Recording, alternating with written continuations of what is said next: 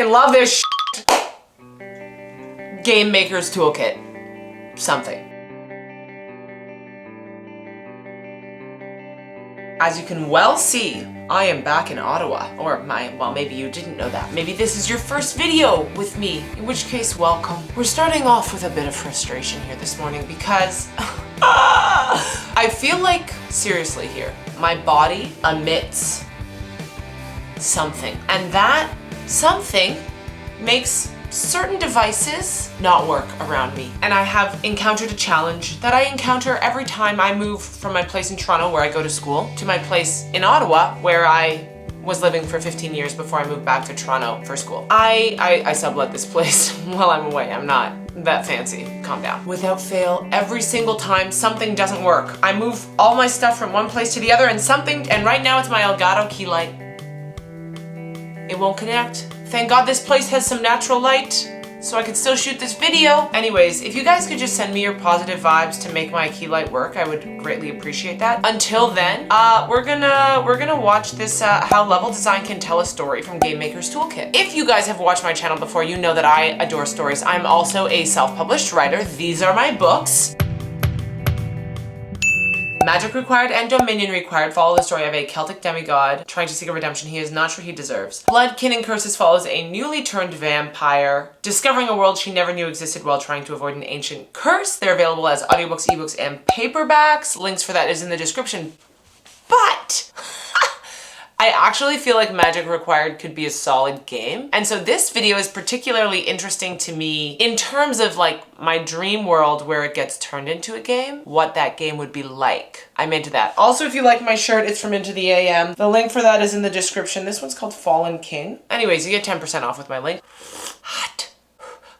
Thank you so much to my channel members. I really appreciate your support. I was filming this on Sunday morning and I'm so sorry I forgot to do it from the chair, but I love you guys and thanks. What else can I say before we get into this here?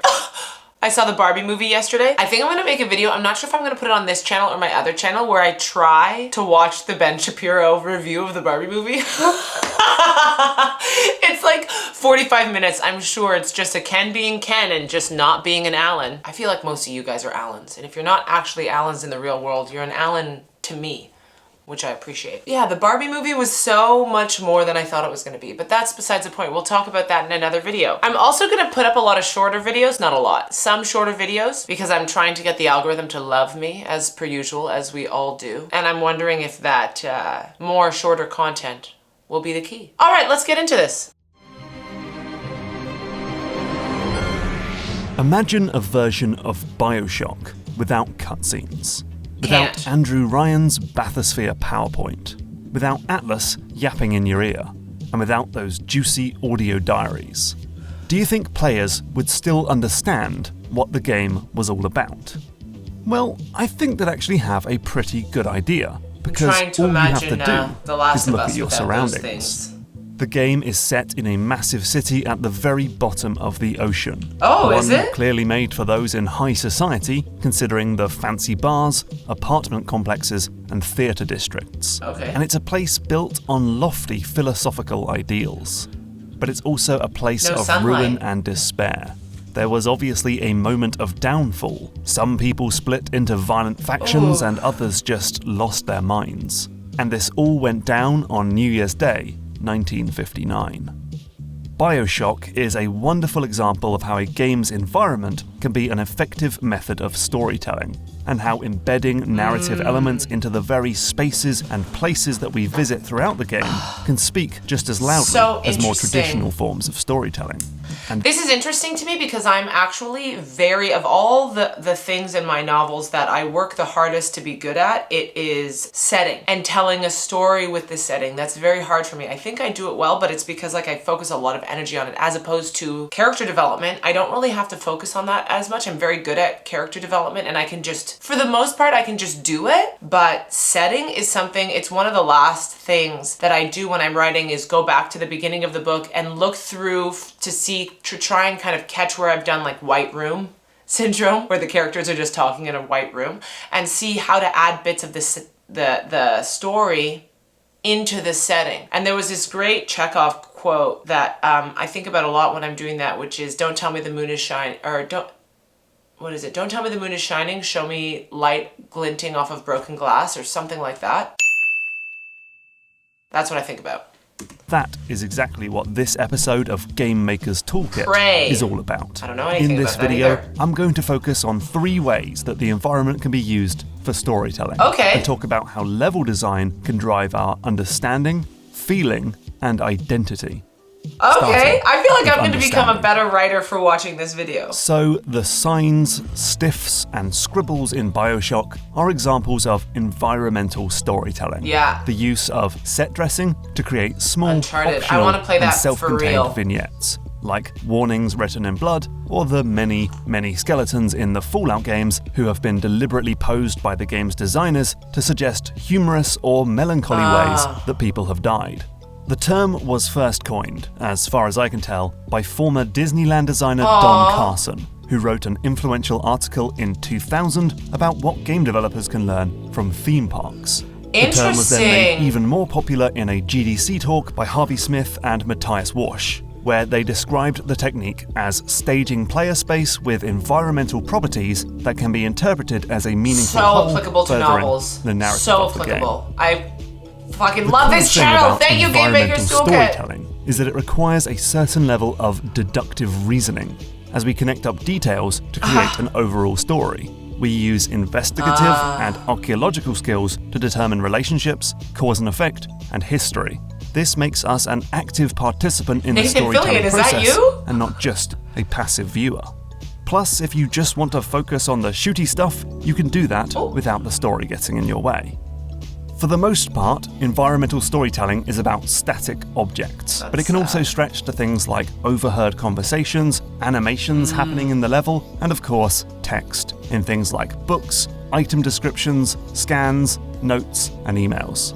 And while it is generally used to describe what happened before you even got to a space, it can also be used as a way of highlighting how your actions have impacted the environment in the time since you visited.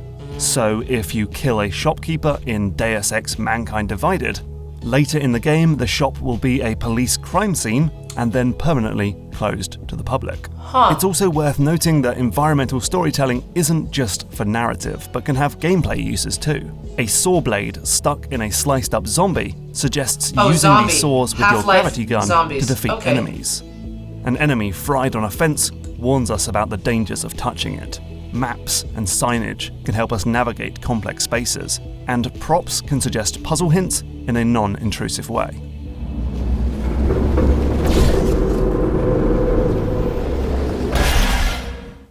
But here's the thing, environmental storytelling, if we're using the term specifically to mean those micro-narrative vignettes, is just one part of a much larger structure of using the environment to suggest narrative. It's the high-level stuff.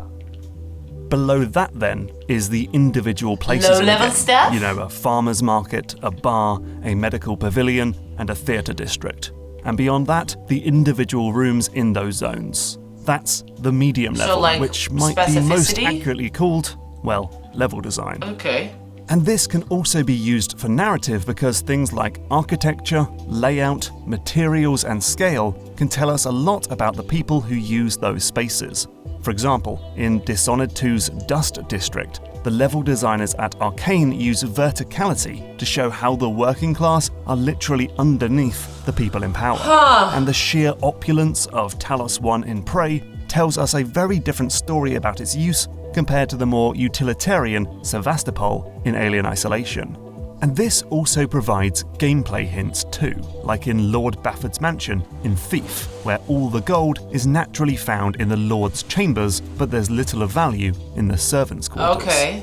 By making the place a believable location, the player can use real-world knowledge to help orient themselves in the space. Of course, one big challenge of making spaces where people can actually live or work is crafting locations that can actually logically exist with all the bedrooms, bathrooms, kitchens, and so on to support hundreds of people.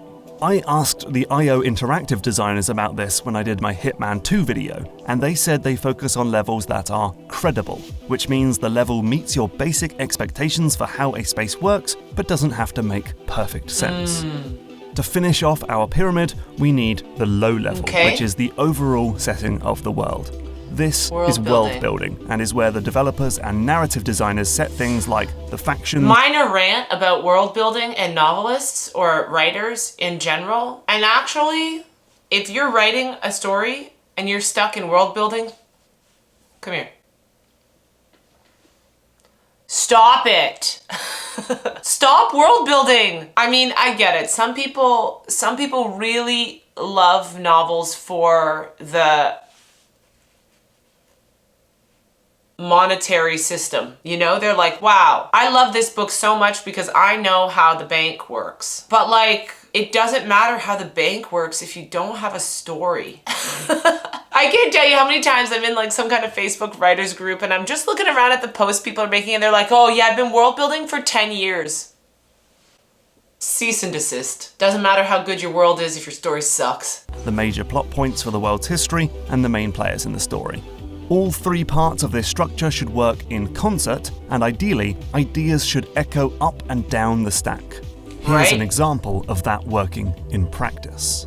In Deus Ex: Mankind Divided, the low-level setting is a futuristic Prague where augmented humans face oppression from those without modifications. Oh, this interesting. is represented in the mid-level by places like train stations with different cars for naturals and orcs, and a slum-like city where orcs are kept in dark conditions. Why do people get augmented? And then the smaller narrative moments on the high level also talk about oppression and racism through anti-orc graffiti and emails about being kicked out of the capital. Every level is talking about the same theme, from a grand systemic overview on the low level to more intimate and specific stories on the high level. More specific the higher you Easter get. eggs and moments of humour are fine too, but storytelling like this is at its best when all aspects are marching towards the same thematic goal. This can be quite challenging in practice because on many large games, each level is looked after by a completely different person. So it's vitally important for teams to come together to make sure the vision is being shared across the game as a whole. I mean, I don't know why I thought that would be different. Like, I don't know, I didn't think it would be any other way. So designers can use world building, level level design, and environmental storytelling to convey literal and specific information about the world and its inhabitants. So does that mean there are games, like if a game is made poorly and the people who are doing the different levels don't communicate well, are there huge shifts between one level to the next? Or does that just not happen? Like people just communicate well? Very interested to know that. Thanks. Design of a world can also be used in a more evocative and emotional sense. Game designers can use things like scale, shape, and color to evoke certain feelings in the player. Here's Naughty Dog level designer Amelia Schatz talking about how she did this in Uncharted 4. If I want to have the player feel triumphant at the end and scared towards the beginning, I might make the environment create a lot of pressure on the player. I might make the ceiling very low. I might make the walls come in so you feel tight and constrained. And eventually we sort of, as we get to the end of the level, bring you out way into the open and give you this giant vista. The shape of the cave doesn't give us any further understanding of the backstory in Uncharted. But it gives us a feeling. It's just a cave after all. Instead, it creates emotion, which helps the player better understand how the character is feeling. Here's a good example of just that in the most recent God of War. The story beat is that Kratos starts to panic because Atreus has run off and may be in danger. Here's how the designers manipulate the environment to ensure that you, as the player, also feel this sense of tension. So the space constricts to narrow pathways. There are dead ends, forcing you to turn around. And dead ends that you don't see Your visibility until you're is right reduced there. thanks to a thick grey fog. And the final squeeze between rocks completely slows Kratos down. It's only when you get through that the world opens up, the fog lifts, and colour returns, letting you know that Atreus is safe and that this mysterious person is probably not there to hurt you or your boy. Or take the original Portal. The first half of the game takes place in a test fucking lab, love this shit! And the second half has you escaping from an evil AI and darting through a maintenance area. Oh, okay. This dramatic shift in the game's story is emphasized through all sorts of environmental choices. The lab is white, sterile, and lacking in detail. The maintenance area is bathed in warmer orange tones and looks lived in and used. In a talk in 2017, former Crystal Dynamics art designer Brian Horton talks about this part in the Tomb Raider reboot. At the start, Lara is low down, with the environment bearing down from above her. Already? Everything is plunged in an ominous dark green colour. As you become level with the environment, the colours begin to lighten up. And then, as you climb, you're actually high above the level, and Lara is bathed in a warm orange sunlight. That part Her scared me a little journey bit. of survival, from a point of despair to a point of hope, is emphasised through the level design. Yeah, and then we get kicked right back down. As a practical method of achieving this, I want to point to a GDC talk by former BioWare level designer Dave Feltham, who talks about 2 tools they used when making the levels for Mass Effect 3, emotion charts and intensity charts. So the level in question is set on the planet Tuchanka and involves providing a cure for the genophage, a biological weapon deployed against the Krogan. The level sees you landing at the Hollows, driving towards the Shroud Tower, having your convoy get blown up, sneak through some catacombs, pop up in the city, take down your first Reaper, and, well, I won't spoil the mission any more than that. So the designers broke the level down into a bunch of sections. They then decided what theme needed to be represented in each part, and then decided what emotion the player should feel at that time. Hollows, Alliance, Hope, Calm Before the Storm, Survival. Wow. Wow. Man, I need to plot my novel like this. It would make... Oh, wow. Right now, I'm stuck in what this would be like Not stuck. I'm not stuck. I have 2 chapters that I need to write the ending. I know the ending. I need to write the ending.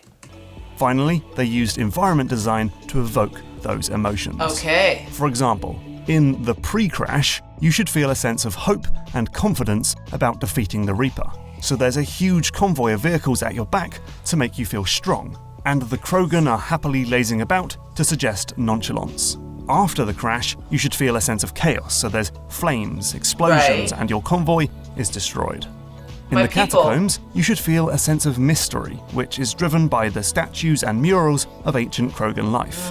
And then the triumphant reveal of the city is supposed to make you feel awe at what the Krogan Empire grew to become before the genophage, and make you feel guilty if you were planning to betray them. The contrast from the dark catacombs to the open city emphasizes the reveal.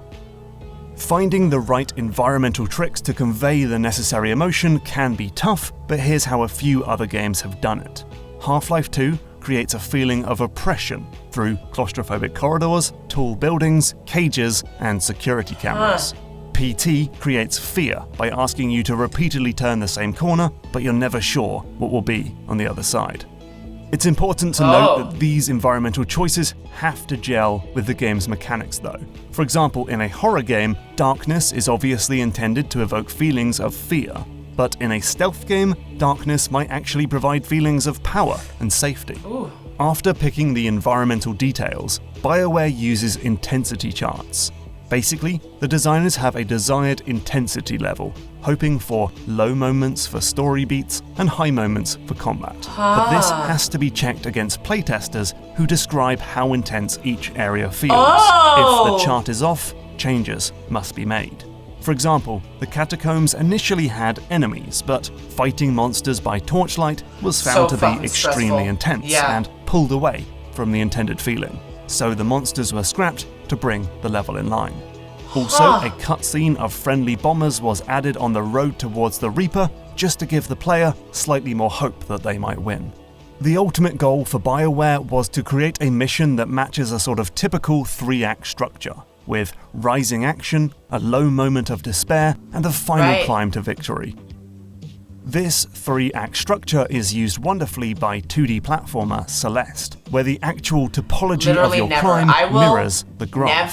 Level after level, you climb higher up the mountain, hitting small setbacks and climb downs, but ultimately heading forever upwards. That is until the stage Reflections, which sends you plummeting back down to the base. The story's lowest point is also the environment's lowest point. If there's one game that truly uses the environment to tell a story though, it's Journey.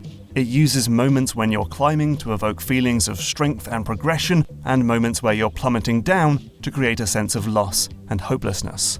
And notice how the team at that game company uses colour to express different sensations. Orange for the calm mystery of the desert, dark green for the spooky underground graveyard, white for the biting cold, and bright blue for the moment of rebirth. This game doesn't need any words to tell you what to feel because the environment says it all. The final thing I want to touch on is the way environments influence our identity. Video games typically put us into the shoes of a character and ask us to perform as they would. As players, we're constantly looking for clues as to what sort of person we are inhabiting and what sort of actions will be expected, permitted, and punished. Of course, the heavy lifting is done by the available mechanics, the way systems react to our choices, and our preconceived notions from the marketing and genre norms. But the environment can also play a large part in this. For example, in the original BioShock, I found it easy to murder people and steal from cash registers and safes. Whereas in BioShock Infinite, I found these actions a lot less comfortable. A large part of this comes from the fact that BioShock's rapture is in ruins, and the only people around are insane, bloodthirsty splicers. Bashing their skulls in and looting everything I can fit in my pockets just makes sense. Infinite's Columbia, on the other hand, is still a semi-functioning society when you get there, with working shops and innocent civilians. So violence and robbery just makes less sense in that environment. Back down on Earth, the Hitman developers use this technique to subtly explain how the world will react to your presence. It's often pretty obvious which areas you can casually stroll into because of our understanding of real-world social behaviors and rules. This comes from a GDC talk by IO developer Mette Anderson, who says, when we design these spaces, we're designing rules of behavior, and we're designing something that's going to tap into your knowledge of how should I be in this space. Mette splits the world into public spaces, which are available from the get-go and explorable in any costume, and private spaces, which require some ingenuity to enter and a costume to stay hidden. She then splits those further into subcategories where social rules go from vague he's wearing a hat and a hood. The best levels in Hitman, says Mette, incorporate a rich mix of those area types. So, video game environments can be a staggeringly effective medium for storytelling. Whether they're telling stories about events that happened before your arrival, giving clues about the people who live there, evoking emotions through architecture, or providing context for player identity, these spaces can speak volumes. Let me know your favourite examples of storytelling through the environment in the comments down below. That is so interesting. Hi, thanks for watching. You're welcome. As you might have noticed, this is a re-uploaded version of a previous video. Unfortunately, that video was labelled as not age appropriate because of some of the examples I gave, and so the video had a big scary warning before you could watch. Ultimately, I want my channel to be accessible to as many people as possible, so I'm going to work hard in the future to make sure my stuff is suitable for a general audience. I'm still going to talk about shooting people because it's a video game. My channel's about video games, but still, I'll take care not to slip into gratuitous depictions of violence and other icky stuff. That's so funny. Maybe my channel's just not big enough to have that. If the original video made you feel uncomfortable, then I do apologize. Not that I talk about any of that stuff. Well, not that I don't. I don't know. Several times I've been asked how my journey learning about video games has changed anything in my writing, and I don't know that it has directly changed things, but I think that it has emphasized things or brought my attention to different things, maybe things that I was already doing at a lower level and just like raised them in importance in some things. This would be an example of that. Right now I'm on my, I don't know what draft, but I've printed off my novel. I'm going through and editing it by hand right now. I have maybe, I think 70 pages left before I bring that draft back to my computer and input all the changes. But I think on that re-input of those changes, I will think about this video and the visual storytelling of games and how to better translate that to the page. One thing I really try and do, and I'm very conscious of in my later drafts, and as I've written more and more books, I find myself inputting this information earlier and earlier. So when in my first novel, I would say Cam said, Lachlan said, Zamila said. In later drafts, I would change it to, are you sure Zamila turned and looked at Lachlan? Are you sure Lachlan put his chain under his shirt? Adding an action with the character's name after the phrase they say instead of said, because said is denoting something that I could give the reader at the same time as a description without the reader really noticing. You know, so those kind of things. How can I now implement environmental aspects into descriptions in a way that the reader won't notice, but will raise the visual of the place that the character is in for the reader, you know? I don't know if that made sense. That was a little rambly, but if it made sense, grand. Yeah, I really enjoy Game Maker's Toolkit's stuff, so check out their channel if you have not already. Thank you so much for making it to the end of this video. A way to help the channel more than anything else other than liking and commenting is to click on another video. That's how the algorithm works now. So if you're interested in watching more, click one of these videos. I hope you are all happy and healthy, taking care of yourselves and each other, staying hydrated because life is easier that way. And as always, until next time, may the force be with you. Live long and prosper. And I'll be back.